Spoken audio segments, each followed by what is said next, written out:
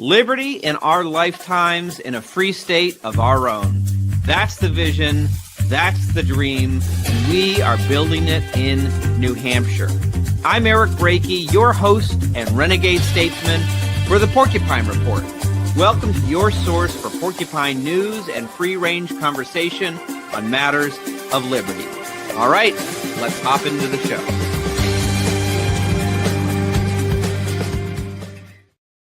Hey there, all you porcupines, this is your host, your renegade statesman, your executive director of the New Hampshire Free State Project, Eric Brakey, coming to you for episode 81 of the Porcupine Report. Thank you so much for joining us this evening. Of course, we bring you a new episode every single Wednesday at 7 o'clock p.m., which you can find on most Free State Project social media platforms, or at least those that allow for long-form content. So you're not going to get a whole episode on TikTok, but you will find the Porcupine Report on the Free State Project Facebook, X, YouTube, and Spotify pages, and on most of your favorite podcasting platforms. So wherever you're consuming the show, please be sure to like or comment or say something nice. I don't know.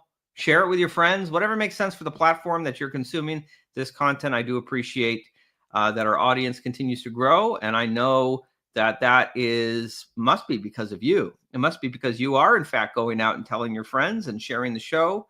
So I appreciate it. I appreciate seeing our audience continue to grow. This is a great way to have great free-range conversations with people on matters of freedom and liberty, and also to get the word out about what is being built in the free state of New Hampshire. Before I get into the content for today, let me tell you a little bit always about our sponsor, our delicious sponsor.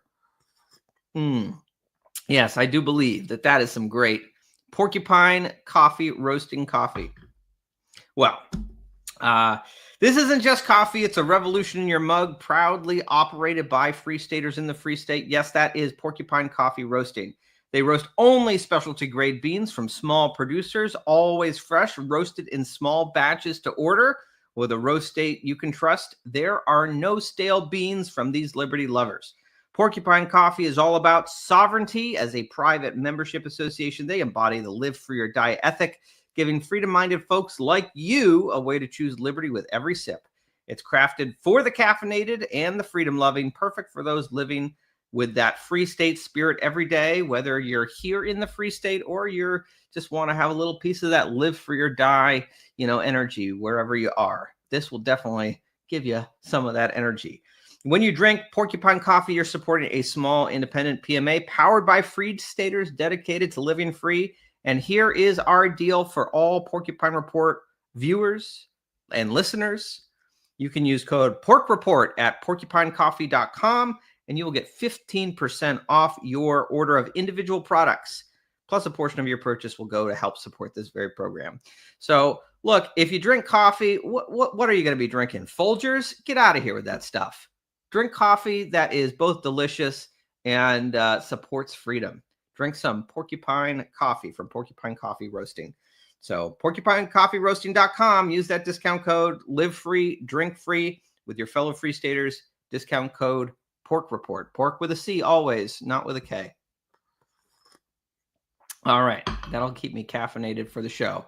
And if I start to feel a little down, I got some more right here. All right. Well, there's plenty to talk about before we get into our conversation for today. I do want to say first, now this is obviously this past week there was some big terrible news that the whole country is reeling from. And last Wednesday, of course, Charlie Kirk was assassinated in Utah. And we put out this episode every Wednesday at 7 p.m., but we generally pre-record it. So we had pre-recorded it before the news had come out, and the show was released, after all of this had happened.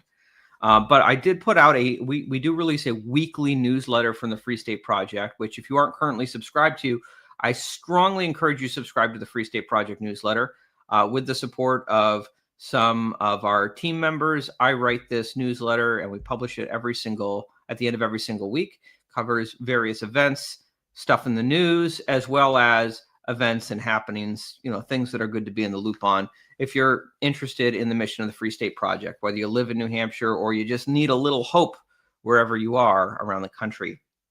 Well, this week's newsletter, the subject line was, "We are all Charlie Kirk." And I wanted to read a short excerpt from it, or at least the opening letter, right? At the start of every newsletter, I've got kind of like an opening, kind of, from my perspective, some piece to it. So I want to read this to you and then share some of the responses that we got from this. Charlie Kirk was not a libertarian, but we are all Charlie Kirk. His crime was participation in the civil discourse of this country, and someone decided the penalty for that crime was death. As a retired public figure, I've often found myself arguing unpopular ideas in open settings that made some angry. And perhaps that's why this week's events have unsettled me more than usual, even as news of human violence around the world and in our own country becomes sadly commonplace. But I'm not the only one who feels shaken by this. Many across New Hampshire and the country feel it, like some invisible line has been crossed that we did not even know was there. And I'm reminded of the assassination of the Gracchi brothers, which many note as the beginning of the end of the Roman Republic. Populist reformers Tiberius and Gaius were assassinated by mobs and political rivals due to reforms they sought that threatened the power of the wealthy patrician elite and the Senate. Their deaths marked a turning point as violence became a recognized tool for resolving political crises in Rome.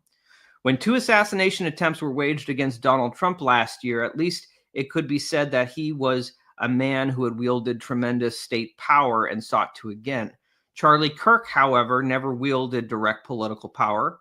His only crime was discourse and the encouragement of right-of-center young people to engage with the political system.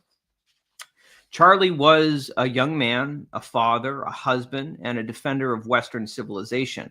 Charlie Kirk was not a libertarian, but we are all Charlie Kirk. If he can be targeted for death while participating in public discourse, the threat is made clear to every peaceful citizen speaking challenging ideas. That bullet was aimed at free speech itself. There were areas of strong disagreements I had with him and that many libertarians would have with Charlie Kirk, but he was often an ally to libertarians on some of the most important matters of national state power. He regularly cited libertarian economists like Rothbard, Mises, Hayek, and Friedman among his influences. Earlier this year on Twitter, he even endorsed Ron Paul for chairman of the Federal Reserve.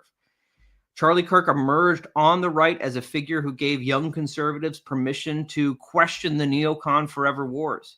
He built his youth organization, Turning Point USA, around the 2016 conservative populist movement that elected Donald Trump. And as I watched, I respected that Kirk was often a force guiding young people in this chaotic coalition away from the neoconservative orthodoxies that dominated the Bush-era GOP. And, well, some of this I will note is a little out of date because we have learned a little bit more since then, but I will read it as I wrote it. While many people publicly speculate and assert who is responsible for this heinous crime and why they did it, the truth is that we do not know. We do know a little bit more now. Here are some of the things, however, that I do know. Earlier this week was the 24th anniversary of the 9/11 Twin Tower attacks. Over 24 years since, the lesson I ultimately learned from those terrible events was this: good people will earnestly seek answers, while opportunistic people will disearnestly seek to provide them. In moments of crisis and confusion, many with pre-existing political agendas will seek to manipulate and direct our angers towards their targets. Before we know what happened in this moment of vulnerability, we must be very wary of those who would prey upon our fears to serve their own agendas, setting us against innocent people like the people of Iraq, who had nothing to do with the terrible events that took place. While facts are sparse at this time, the Charlie Kirk assassination represents an escalation of political violence in this country. As the world spins out of control, one positive thing we can do is ask ourselves some important questions. Am I living in a community of people with shared values that will support each other during a time of crisis? Or am I living in a community where neighbors will turn against each other the next time government demands we snitch on those exercising their rights as free people?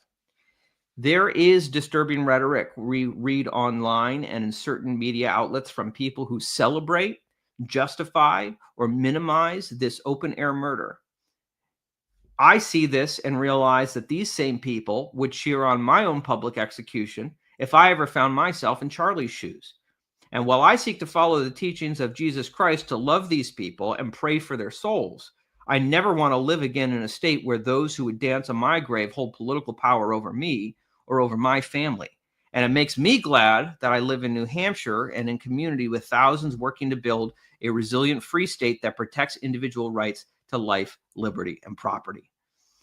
And that's why I note in my newsletter, of course, that we are always looking to grow the free state. We have many events going on year round. And if you are not in a community that you feel has your back, then you should really look at visiting the free state and checking out some upcoming events. So I do want to say the response I got to that newsletter, I got more email responses to that newsletter than anyone that we have previously put out. Overwhelmingly positive. And I think I understand why. We're all kind of in this place where of fear and horror and trying to grapple with, what exactly has happened here and the proper response. I will say I did get a few emails from some folks in the broader Free State movement who were upset that I would associate the FSP with someone like Charlie Kirk, because Charlie Kirk, as I noted, is not a libertarian. He has some libertarian, ideas on a few things, but overall he is much more of a traditional conservative than a libertarian, and that's very much true. But to those individuals, I do want to say, again, we are all in the business of espousing ideas and trying to work peacefully to achieve those ideas. And that is all that Charlie Kirk did, whether you agree with his ideas or not. And if they can take a shot at Charlie Kirk, they can take a shot at any one of us. And we should be very wary of that. And we should intentionally build community that is resilient against those who would seek to shut down civil discourse in such a way. So again, I encourage you, come out and visit some of our events. Go to the fsp.org. And when you're there, sign up for the newsletter. Check out the FSP calendar. Check out some of the upcoming events that we have going on. This weekend, I'm very excited. This Sunday, September 21st, we are having the first annual Granite Freedom Trek, a 5-mile hike through the mountains. We're starting in Alexandria, New Hampshire, and I hope that you will come out and join us. We were selling out. We only had 20 tickets for sale because we're trying to keep the group small. We were selling out, and I figured, all right, we can expand it a little bit. So there are still a few tickets on sale. We added 10 more. So now's your last chance. Go to fsp.org/trek. If you love hiking, if you love the wilderness and you want to go on this hike with people who share your liberty values, then please come on out. Get your tickets at fsp.org/trek. And of course, that's not the only event coming up. We've got some other big events coming up next month. One we will be talking about with our guest today. But both of these, you can mark your calendar for Columbus Day weekend. And that is October 11th through the 13th. All weekend, we're having Fall Fest. This is put on by our friends at Independence Realty Group with a number of events, family-friendly events happening through the whole long weekend. We're talking apple picking, axe throwing. There's going to be an arcade day, a family hike, live music. You can learn more about that at fsp.org/fallfest. And then, of course, that same weekend, I mean, it's like it's not officially part of Fall Fest, but it's kind of like right there going on at the same time in the spirit of it. So you can like hop back and forth to all these events all weekend. We're having here in the Free State, hosted by our friends Bruce and Carol Ann Fenton, the Free State Bitcoin Digital Asset Conference. I was very happy to speak there last year. I'll be speaking there again. I need to figure out what I'm going to be talking about. I haven't quite nailed that down yet. But if you are interested in conversations on the cutting edge of this emerging industry with Bitcoin and cryptocurrency, blockchain, digital assets in general, then this is where those conversations are happening this October 12th. Come out and join us. And maybe you're a Bitcoin nerd and maybe your wife and your kids are like, could care less. Well, Fall Fest is going on all weekend. Drop your kids off at like apple picking and come to the Free State Bitcoin conference. You're going to have a great time, and they're going to have a great time. It's a win-win for everyone. And your wife will thank you for being so thoughtful for such a wonderful weekend you planned for them. Well, you got to geek out with all the all us digital asset nerds. So mark your calendar for that. I hope to see you at any or all of those events. And let's get into our conversation today with my good friend, Bruce Fenton. He is the host of the Satoshi Roundtable. He is CEO of Chainstone Labs. He lives right here in the Free State of New Hampshire. And he is also one of the hosts of the Free State Bitcoin Digital Asset Conference coming up, which I just told you about on October 12th. Let's welcome to the show, Bruce Fenton. Hey, Eric, how's it going? It's going well, Bruce. Thank you so much for joining me. I can't believe we've had 81 episodes so far, and I think this is the first time I'm having you on. I think so. Awesome. Well, glad to be here. Well, glad to have you. Bruce, I guess before, obviously we want to talk about the conference. We want to talk. I'd love to get your take on Charlie Kirk and the fallout there. But before we get to all of that, could you tell folks a little bit about yourself and how you came to New Hampshire?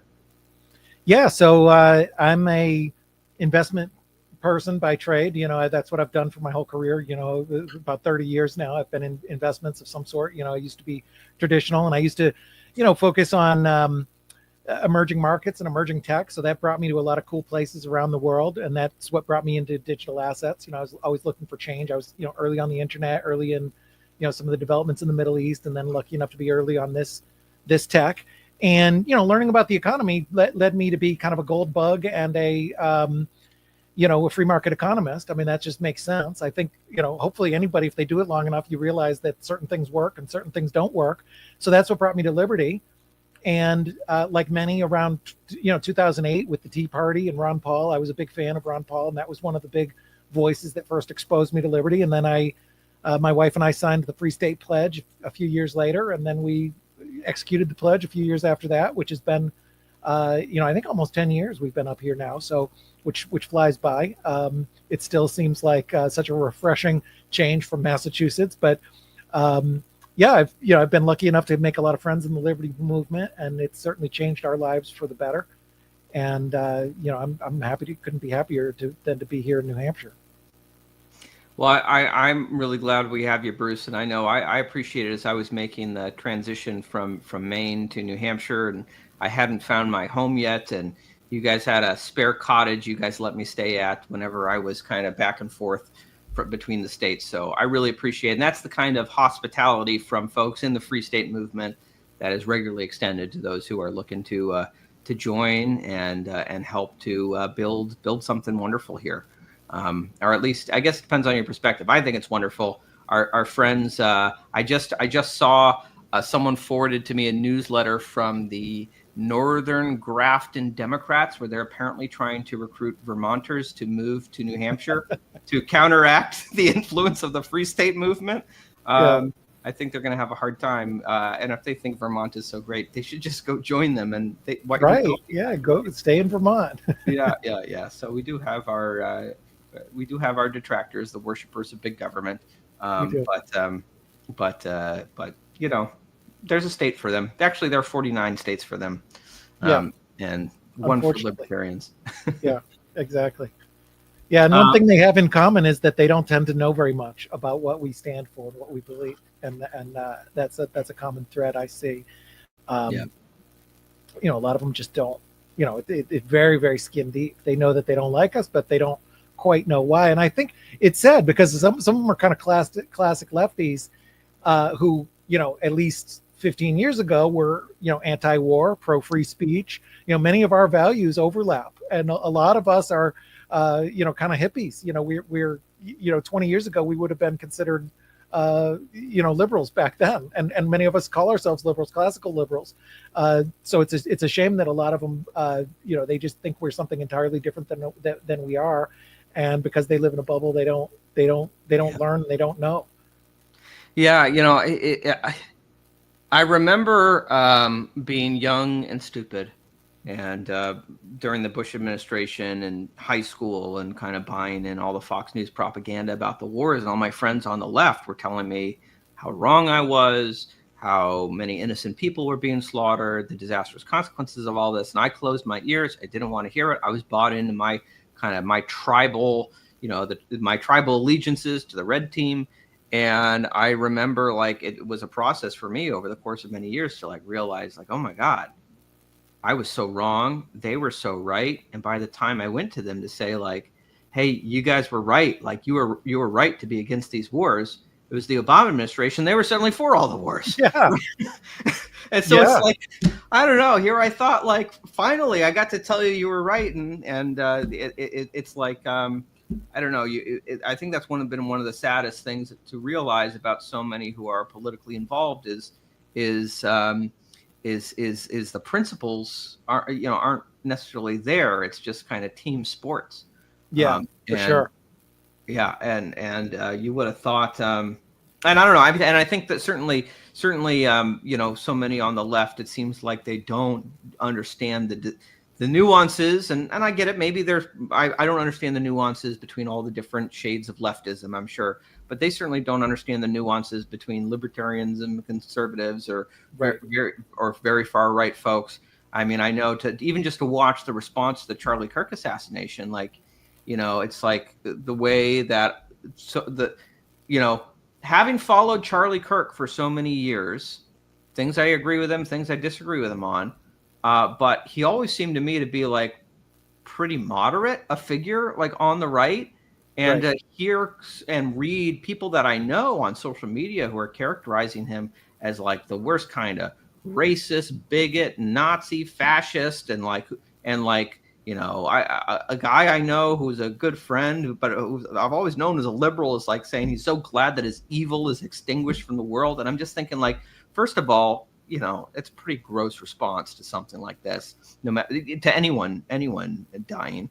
Yeah. I wasn't even comfortable with the celebrations that took place when bin Laden was killed. I just don't think we should be celebrating death, even if, at times justice demands it. I don't think we should be celebrating it. But I have to imagine, like, these people don't seem to understand, what else is out there, and that, like, they effectively took out one of the people who was promoting discourse and dialogue, when there are people who actually, are more comfortable with strategies that they would, really find displeasing. What, Bruce, I guess just in general, kind of, what are your thoughts and what are your reactions in the aftermath of all this that's taken place, both the events themselves and the response of people in the aftermath? Yeah. The response is a big deal. I mean, I like you, I didn't agree with them on everything, and I hesitate to even say that, because I think it's such a nonsensical thing for people to say. I didn't agree with him, but I condemn it. You don't need to say that. It's like a lot of people, especially people on the left, it's almost like a signaling exercise. Like, they have to show to their lefty friends, like, oh, I'm not saying I agree. I'm making it very clear that I didn't agree, but you don't need to say that. Murder's bad. It's a horrible thing. But qualifying that, there was things I disagreed with, and my immediate reaction was just absolute shock. I found out, before he had been pronounced dead. So I kind of, like many, watched this thing unfold. I was completely shocked, completely saddened on those issues that we disagreed on, mainly foreign policy. His opinions on Islam, his opinions on Israel-Palestine are probably the most notable. I always wished that I could meet him. And it's sad, because I had opportunities. We're in sort of the same circles. Like you said, there's some overlap with libertarians. There's been chances that I would have had to go and, grab a dinner with them, or go to a conference or something, or even just go and grab a mic like the students at his thing. And I always wished, because I felt like on those couple issues, I felt like he was missing something. And I really wished that I would be able to talk to him, because I know that he would have listened. Maybe he wouldn't have agreed. Maybe I would have changed his mind. I think he was open to that. But more importantly, he would have I know for sure he would have respectfully listened. And maybe each of us could have gotten something out of that. And that what to me is just so profoundly sad. I mean, there's just absolutely no thinking in my thinking of anything good about this at all. Even if I had disagreed with them on everything. And I think that if you had people where there's no overlap, somebody like Elizabeth Warren or something like that, I can't imagine that I would have glee over them dying, especially being murdered in cold blood in public. And then that brings us to the reaction. The reaction was somewhat predictable, but just very hard to see, because to your point, it could be anybody. It could be anybody who has strong opinions, who is public. So that includes both you and I. And one of the main differences is just the size of our platform. We both have, modest platforms, but we're both public figures. But we don't have the size of platform and I'm sure you've gotten death threats like I have. We don't have the size of the platform. If we had 100 times the audience, we'd probably have 100 times the threats and 100 times the danger, and be in some case like Charlie. And it's just profoundly sad to see that it's very raw and out front, that the visceral hatred that some people have for somebody over ideas, and that they truly are glad that somebody has died and been murdered. And that really is a sobering thing. But I think for a lot of conservatives, they say, gee, there is really people who do want you dead. They want us all dead. There is some subset of the Democrats, and there is a lot of irrationality. It is, mass psychosis is real. We saw it during COVID tyranny. We saw people willing to lock up their relatives. There's these polls that, around 2022, there was a poll. I think it said that, something like 25% of Democrats thought that children should be taken away from the unvaxxed. 65% said that they should be put in, internment camps. These are your neighbors. These are people. And I love the idea of, hey, we're all equal. There's problems on both sides. Let's be friends. But when you see this scale of reaction that is this bad, combined with the recent history we've had of censorship, COVID tyranny, people willing to use state force and guns to get their way, it is very chilling. And it makes you wonder, like, okay, there really is evil. At some point, you can't just turn the other cheek and hope it gets all right, because they're living in these dangerous bubbles where they really do want you dead. And how do you negotiate with that? How do you make friends with that? How do you build peace? There is certainly good voices on the Democrat side. Cenk Unger, our own Jonah in the state rep in New Hampshire, who ironically, he's a Democrat, and he was targeted by his own party for his positions where he broke from the crowd on transgender issues and men and women's sports. And he had to do a struggle session, and he got threats from his own party. He was a voice of reason. Cenk Unger on a bigger national scale. And there's certainly good Democrat voices like that, and good Democrats and left people who value free speech and who are totally shocked by this. But there is apparently millions who are on the other side, and I'm not really sure how you deal with that. Partly people talk about a national divorce. You say, hey, you want to kill us? We don't want to talk to you anymore. But that kind of makes it worse, because they're part of the reason they're like this is because they're in these very isolated bubbles where they think you and me and everybody else is a racist and a Nazi and everything else. I have videos online. You've seen them, I think, of, I went down to the No Kings protest. Guy comes up in my face screaming, Nazi, Nazi, Nazi. Another person just screaming nothing. And he didn't even know me. And it's funny because I said, what makes you think that? And he was looking for some evidence that I was a Trump supporter, but I'm actually not a Trump supporter, really. So he would even be incorrect on that. And certainly to the extent that I have supported Trump or others, that obviously doesn't make somebody a Nazi. So, it's a very tough time right now. And I'm not sure what the solution is. I feel like more talking is the solution, but Charlie did that. And now look where we are. Yeah. Well, and I think, you mentioned kind of disagreements with Charlie. I know he was like on the Islam question. I know he was like, especially with like Mamdani in New York, he was very vocal and singling him out for his Islamic faith. And as much as for the socialism, I suppose my objection is more the socialism. Right.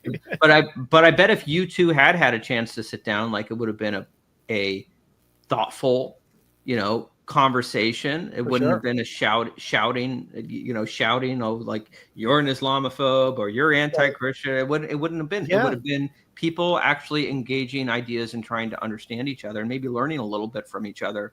And I think that oftentimes, like when people call him, so full, like say he was spreading hate and he was such a hater. And I Right. look at these I feel like they're all over the internet right now, like all these conversations that he had on college campuses with leftists. And I will say, like, I've watched a lot of these at this point. I have not seen any one of them where he was like directing hate at an individual. I like certainly ideas that they held that he didn't care for, and he makes that clear. But he always seemed to speak with compassion Yeah. and maybe and sympathy for the individual in question and wishing well for their soul and hoping that they find the way, not saying like you're an evil person and I hope you die. Like that, nothing like that ever came out Right. of his mouth as far as I could tell. It was Yeah. more just kind of, ideas. Yeah, more reasonable than most, even on the things that we disagree on. I mean, he was pretty reasonable about a lot of things, and he was very reasonable with, the transgender community. It's no secret they really, really, really hated him. And according to the FBI, the person who is the main suspect was in a relationship with, it Yeah. seems like this is a possible motive.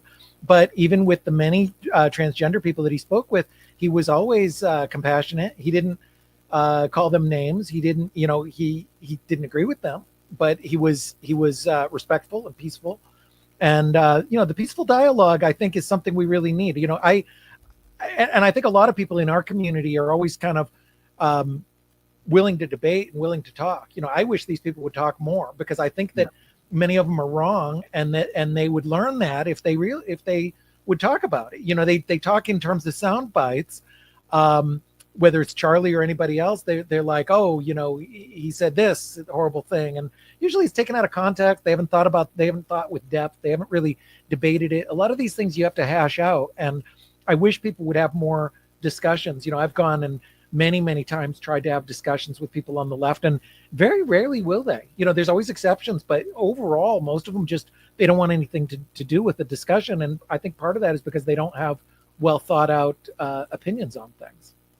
Yeah, I don't know if you saw, I think it was Bill Maher was speaking recently about this. He said, at least you talk to people on the right, right? And of course, Bill Maher's on the left. He's like, you talk to people on the right, like Charlie Kirk, and he'd had Charlie Kirk on his show. It's like, so they want to talk to you, and he doesn't necessarily agree with them, but it's like, but they will talk to you. They will have this Right. back and forth of ideas for the most part. Whereas on the left, there seems to have been this development of this culture of, the conversation is over. There's no debate to be had. If you have a different view, it's not that you're wrong, it's that you're evil.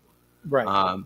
And it often seems to me, I think maybe Joe Rogan has described this very well, this kind of internalizing of certain ideas as part of your identity in a way that, and maybe you don't fully understand the ideas, so you can't defend them. But if someone challenges the ideas, you feel like your identity is under assault, so you just lash out. Yeah, and, so they have like a cognitive dissonance kind of thing. They take it personally, but they don't have depth. And I've had this conversation face to face many, many times. People scream at me. I say, hey, use your words. Explain what do you disagree on? And they usually can't. They're just so balled up with anger, they can't explain it. And I think that in many cases it's because they just haven't thought it through. They haven't thought through these issues. I've seen people shaking on the street where I've had conversations. They get very emotional, very angry. And it's funny, you see it hundreds and hundreds of times where they'll just scream some one-liner, you're a bigot and you have no place in the world. And then they'll walk off like they've made a point. And it's like, well, wait, come back. Why don't you, let's talk it out. What's your actual opinion? What's your stand? And almost never will they do that. And there's a lot of people who've done a lot more public appearances than I have. And it's just the norm. This guy, Billboard Chris, he wears the sandwich board that says no child is born in the wrong body. He's interacted with something like 14,000 people. And I think he says that 7 of them have engaged in a civil dialogue where they're like, okay, here's why I disagree. I mean, he's been assaulted, he's been hit, he's been attacked, he's been called every name in the book hundreds and hundreds and hundreds of times, but it's just very, very rare. Certain issues, that's certainly one issue.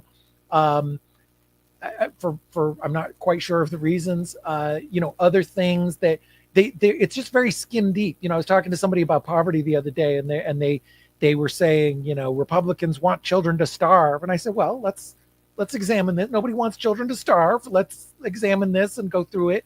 But it was very skin deep. They weren't, I said, how about it? In my opinion, you're not doing a moral thing if you're taking money, stealing money from people and giving it to somebody that, under the pretense that it's going to be given to the starving children. I think you're going to make things worse. And here's why. But they don't want to hear that. They want to just kind of, generally, they want to go down these narrow bullet points and be in bubbles. And that's the danger, because it's very easy for them to believe the worst about people, whether it's free staters or Republicans or libertarians. They believe, they're all racist, they're all crazy, they're all Nazis. I mean, the amount of times the word Nazi is used is quite shocking. I remember the first time I heard anybody say it was about 10 years ago. It was at a protest, and Jack Posobiec, I think is how you pronounce his name, was there, and somebody said, he's a Nazi. I never heard of the guy. And I'm like, it was just kind of shocking. I'd never heard anybody called that. I'm like, wow, that's weird. And I looked it up, and I'm like, oh, he's just a right-wing guy. He's not obviously not a Nazi. But now you hear it every day. I mean, it's just like the term has no meaning at all. Same with racist, same with bigot. There's no nuance. And a lot of people have blocked all their friends who are libertarians or independents or on the right. They're in bubbles where especially if they're in areas like San Francisco or Massachusetts or Vermont, where this is reinforced and it's very frowned upon to be outside the social circle. So there's a lot of factors that make people think the worst, and they're not meeting anybody. I mean, they would view either you or me as extremely fringe, even though we're probably closer to them than your average Republican, and we're pretty moderate in our views and we would probably have a lot of overlap on their real views if they were honest about it, or at least they could understand why we believe what we believe. But when they don't have the conversations at all, I think that's dangerous and sad, because it enables them to believe more, and then that leads to dehumanization, where you say, okay, these people are the enemy of freedom and the world and everything, and therefore it's only a couple dots later to say, therefore, that it's okay if they die. And then the fringe people pick that up as almost a mandate. Jeff Dice said something interesting within the last week that struck me. He talked about how on the left there is this there's the ideology of positive rights, right? Whereas on from the classical liberal tradition of our founding generation, we have a philosophy of negative rights, right? You have a right to life, liberty, property, which means that it's immoral, it's wrong for someone to murder you, to enslave you, or to steal from you. But it doesn't imply that anyone owes you anything, right? It's just that your life, liberty, property, these belong to you, and they should not be violated. But in a philosophy of positive rights, of I have a right to health care, I have a right to food, I have a right to not be offended. To not be offended. Yeah, whatever it is, right? This is right. And when people they say a right to health care, it's not like I have a right to pursue whatever health care I want, which is certainly something I would agree with. But no, I have a right to free health care, right? Yeah. It implies that someone, if you don't have access to health care, then someone out there is denying that to you. Right. But who is denying that to you on a desert island, right? Right? This thing doesn't exist in the wild. Someone has to build it.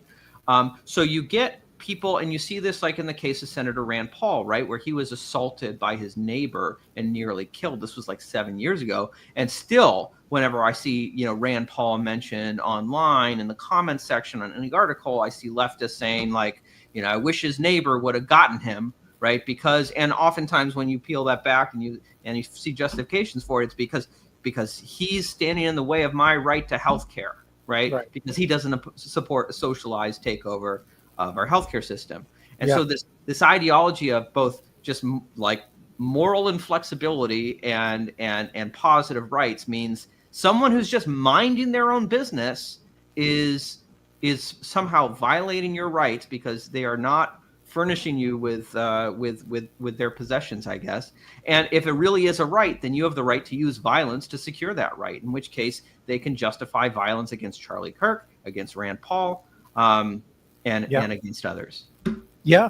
And that's the problem, because and Rand Paul himself has said this on this same issue. He said, he's a doctor, and he says, well, if you have a right to health care, then where do you get it? There's no magical healthcare tree that just gives the healthcare. You have to make somebody do it. Do you have a right to point a gun at my head and say, you've got to go be a doctor for 20 hours a week for free, and then the other 20 you're allowed to charge for? Most leftists would say, oh, no, I would never support that. But they really do indirectly. They say, okay, I'm going to steal this person's money and then pay the doctor. Or, it's not as direct as forcing the doctor usually, but you can't have a right that doesn't exist in nature. You have these natural rights. And these are the kind of things that I wish these people would talk about, because, like many activists, I try and put things in terms that other people will understand. When I refer to taxes, I call them worker wages. I say, is it right to seize worker wages? Because that sounds like leftist talk. No, I don't want to seize worker wages. Well, yeah, you do. You want to seize worker wages. You want to make the workers pay for you to give it to bureaucrats who not even to mention the mandatory union dues. Yeah, that too. And so I try and put things in those kind of terms, about what, getting people to think in their own way. But this is the problem, if they won't listen at all, you're not going to get to square one. But I wish we'd have more of these kind of conversations and let people understand, where we're coming from, where they could at least understand why we think what we think. No, to boil it down to like, oh, these people hate healthcare. They want no one to have healthcare. Of course not. Libertarians and capitalists want everybody to have healthcare. They just don't want you to steal wages from somebody to pay for it, or force somebody to do something that is not a natural right that's inherent in the world. And we actually know how to make healthcare affordable, accountable, and accessible to people. It's through the market, right? And declaring a right to healthcare doesn't actually do anything. I guess it oftentimes guarantees people access to a waiting list. Right? Yeah, it makes it worse. I mean, I would encourage anybody to go back and watch Michael Moore's film Sicko, and he lists, I think he lists 9 or 12 companies in there. Write down the companies and see how those companies performed after Obamacare. All those companies he was complaining about, and he was Mr. Obamacare, he wanted the ACA. All he did is give money to those same exact companies that he was complaining about, all these evil HMOs. And don't get me wrong, maybe they are evil. In some cases they are. I mean, some cases they've done horrible, horrible things. But what the ACA did, Michael Moore, I used to be a big fan of his. I never quite agreed with them, and I obviously still don't, but he usually gets the problem right. It's the solution where he's wrong, but he sees the problem. He was totally right about the problem. Half of that film could have been made by you or I. The solution part is where he's always wrong. And so he's like, oh, these evil companies and this and this, and this person had paperwork and blah, blah, blah. Like, hey, wait a minute. You think they have less paperwork now? Talk to your doctor. Ask if they have less or more paperwork than 20 years ago. Ask if the system is more or less efficient. Look at your own life. Is it easier or harder to get a doctor's appointment now than it was 15 years ago? I think across the board in America, it's much worse. We have worse care. It's far harder to switch doctors, change doctors, find doctors. God forbid you need a specialist. I've known people with very serious medical conditions, and the doctors say, okay, you need to get this checked out. You need to see a specialist immediately. They'll call the specialist and say, okay, 4 months. And that's a direct result of Michael Moore's solution, which ended up taking money out of the workers' wages in our pockets and giving it right to these same companies. All those companies he listed in there, I did an analysis at one point. Every single one of them got rich. All these CEOs, the stock prices went way up. They all benefited because they're the ones who wrote that 500-page Obamacare bill. It was to their benefit. It didn't solve the problem at all. It made the problem worse, and it rewarded the bad actors. What you or I would have done is scrap the whole thing and said, more freedom, not less. We need less paperwork, less regulation, allow, more people to compete in the insurance market, more people to compete in the healthcare market. And instead of our average doctor spending 8 hours a day on paperwork, they'll cut that down to 45 minutes on paperwork and actually get to do some medical care. So it's, I think our way is a better solution, but the idea that we don't care about the problem is something that a lot of people miss. And that's really just, very, very basic thinking to think that anybody, realistically wants school shootings, or we want, children to be starving, or we want people to not have health care. That's an absurd cartoon character view that comes from not understanding reality and never having real conversations with people. Yeah, it often seems it's intentions presuming the outcome, right? It's like, I intend for this to fix the problem, and therefore, if you agree that it's a problem, you must agree that my solution is the right solution. And if you don't agree, then it means that you don't care if children die, right? It's like, or maybe your solution's a bad solution, and we can acknowledge the problem. But I did want to ask you, and I know we need to get to FSB DAC before we wrap up, because we will make sure to get there. But I did want to ask you, back on the topic of Charlie Kirk, did you see the email that Tom Woods published? He said an email he got from Charlie Kirk when Charlie was 18 years old in 2000. Oh, wow. Did you see this? No, I didn't see it. Right. I know that he was sending emails when he was a young kid, 17, 18 years old. I think that Glenn Beck shared a tweet that he had made when he was only 17. So I want to read this for you and for those listening, because I do think it demonstrates that Charlie, maybe he was more libertarian when he was younger and his views evolved and changed a little bit. That happens, but he was a fellow traveler in many respects, and I found this fascinating. So this is from Tom Woods, our mutual friend. He said, the one email I received from Charlie Kirk when he was just 18, on the verge of 19, October 1st, 2012. Mr. Woods, your speeches on YouTube have inspired me to take action on a national stage. I am 18 years old and a recent high school graduate. So often in high school, we are told what to think instead of how to think. For years, I felt subject to the system like a sheep getting ready for slaughter. Then my friend told me about your videos. I watched every single one, and I read 2 of your books. Upon reading your work and watching you speak, I realized that freedom is the solution, not the problem, and our public school education system has done nothing more than perpetuate the problem and make it worse. Inspired by your words, I started an organization, Turning Point USA, which has skyrocketed to the national stage. The basis of our group is to educate our peers about the generational theft that is taking place in this country. I want to thank you for playing an important role in my life.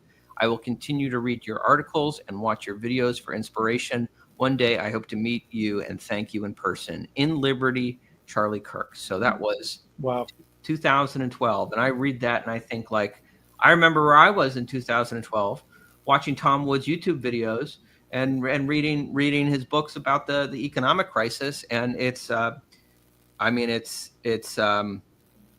know. I was stunned when I read that. I don't know. Do you have any reactions? That's something. I mean, he was an extraordinary guy. You know, he built an incredibly large organization, reached a lot of people, had a lot of impact, particularly among young people. And he did it at a very young age. You know, some of these videos and clips, when you see him from, 2011, 2012, 2013, he's my son's age. He was a kid. He was a kid just a few years ago. You think of him, I knew he wasn't my age, but I almost think of him as like the wisdom of somebody much older, 20 years older than him. Because, you and I both know it's not easy to be in a public eye and speak like that and debate like that. It takes some wisdom and some gravitas, and the way that he could quote books and things like that. It was really a special thing that I think that, even his detractors should recognize. I mean, it's, he lived a full life, and he was able to do a lot at a very young age, as a very young guy, especially just a few years ago. He's just a kid, and he built this big network and big organization, on his own labor and his own intelligence and his own ability to read. He's very well read on a lot of topics, very impressive. And, he should be remembered for that, and his faith, which is what he has to be remembered for. He was very, very knowledgeable about religion as well. Yeah. Well, God rest him, and I hope that we all muddle our way through this without doing too much more damage to the Republic. Bruce, Free State Bitcoin Digital Asset Conference. I want to make sure this was the original reason I invited you on, so we could talk about this. But big news happened, and there were plenty of other things to talk about. Very excited. You guys are hosting this October 12th, which is a Yep. Sunday. Tell folks about why they should RSVP, get a ticket, and come on out. Yeah, well, I think it's cool. People love it. It's very chill, very New Hampshire vibe. We do our big fancy Satoshi Roundtable event out in Dubai. This is very, very different. Some of the same crowd, but it's very New Hampshire. It's more like a maple syrup kind of thing. It's very chill. It's become more and more Liberty this year, probably the most Liberty. A couple people are like, "Hey, where's the Bitcoin part?" But there is overlap in it. And it is the free state Bitcoin. It's the free state part of it is important, and it's always been a little unplugged, a little bit, chill. It's just one day. It's very either super affordable or free. It's pretty, if anybody, I'm not even sure what the pricing is, but if anybody needs a ticket, you can get one for free. If that's an issue, we just want people to enjoy it. It's like a community event. There's a lot of free staters. It's a chill vibe. From a technical standpoint, people do talk about more of the cool cypherpunk privacy angle, economic type of angle things. This year we've done it a couple different locations. This year will be at the Wentworth. We did one before at the Wentworth, and we've done them at different hotels. This will be the Wentworth, real nice venue. Just kind of a chill vibe. It's not a big high bar for like a lot of these conferences. It's not 3 days and a bunch of intense stuff. It's just cool panels, cool vibe, reasonable size, not super formal. We try and do a nice job. It's nice. There's food and it's a nice venue, but it's not like, it's definitely not stuffy. It's not Wall Street.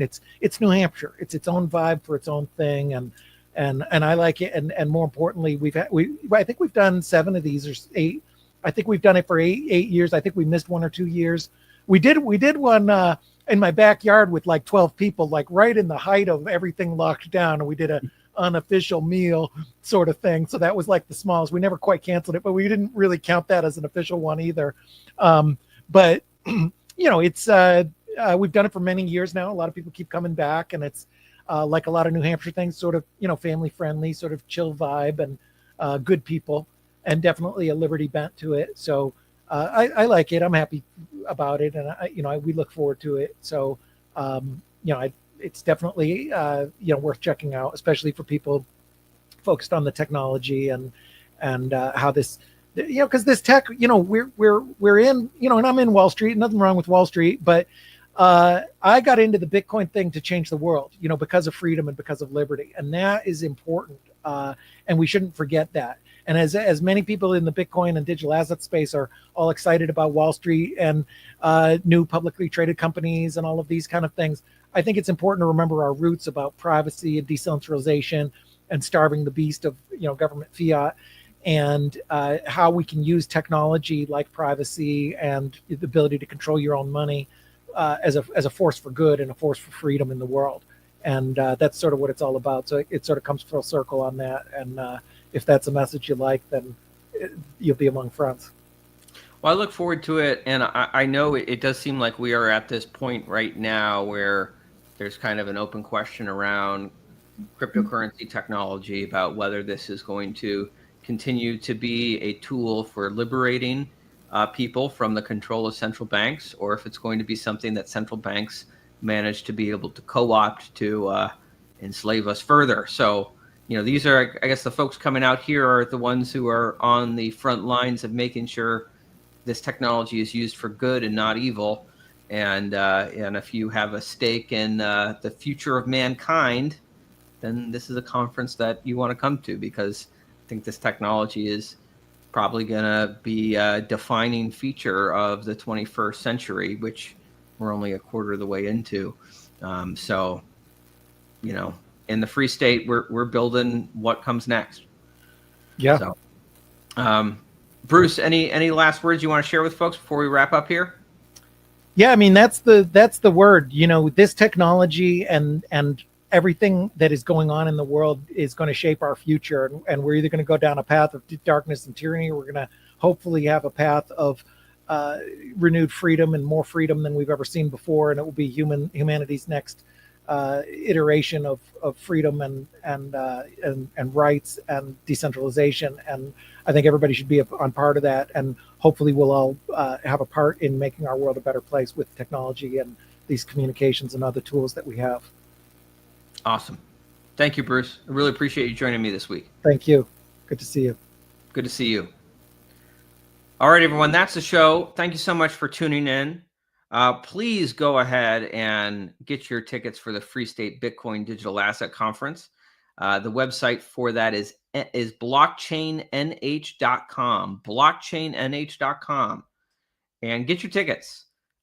Tickets are, as I mentioned, I believe they've made tickets free, but of course, that does not mean they are without value. These are incredibly valuable tickets, and it's going to be a fantastic event. And I'm going to be speaking. There's going to be a lot of great speakers there and just a lot of great people to meet. So please come on out. I do also want to, again, remind you this weekend, Sunday, September 21st, is the first annual Granite Freedom Trek, our 5-mile hike through the New Hampshire mountains with Free Staters and Liberty lovers. Come on out for that. I know I'll be there. FSP founder Jason Sorens will be along for this hike, as well as many other friends. So get your tickets there. We've kept them very affordable, just $35. And with that, you get a t-shirt, you get a drink ticket for our celebration afterwards. And we've got a great professional guide, Derek Prue, native Free Stater from right here. So we look forward to that. I certainly would love to see you on Sunday in the mountains as we do our trek. And I just also want to say, I guess a few thank yous I want to say as I wrap up this show. I want to say thank you to our Free State Project outreach team. This past weekend, we drove all the way up. It was like a 5-hour drive and then 5 hours back to Holton, Maine, one of the furthest northeastern corners of Maine. Literally, you take a wrong turn and you will really regret not having your passport because you've accidentally crossed the border into Canada. So we went up there for the Holton Gun Show up in Aroostook County, Maine, and we talked to a lot of people. Got about 60 new people signed up for our Free State Project newsletter, wanting to hear about events that are happening, potentially coming out for a visit. So I want to thank our outreach team volunteers, particularly Jamie and RJ, who joined me out there for that this past weekend. And I want to say thank you, of course, to all of our Porcupine patrons. We have over 200 Porcupine patrons, people who chip in at least $10 a month or $100 a year to support the Free State Project and all of our activities, promoting, outreaching, inviting, welcoming, and engaging liberty lovers from around the world and the country to bring them right here to concentrate and build a free society here in New Hampshire. You can join our patron program at fsp.org/give. Sign up. I would love to count you in. We have so many benefits for our patrons. You get a Porcupine patron lapel pin, which is a nice status symbol that also gets you perks at all Free State Project events. And you get to brag. It looks nice. People are going to ask you, how do I get one of those? It looks so cool. You'll have to tell them you can only get one if you're a Porcupine patron. And you can learn all about the different perks that we offer for our patrons at the website. And we have just over 200. I'm trying to get to 225 by the end of September. So if you're not a Porcupine patron, I would love to count you in. So please go to fsp.org/give and become a patron. And thank you, of course, as always, to our producer, Renita, for making me look so good as she runs this show from behind the curtain. And I think that's all I got. Furthermore, my opinion is the Federal Reserve should be destroyed.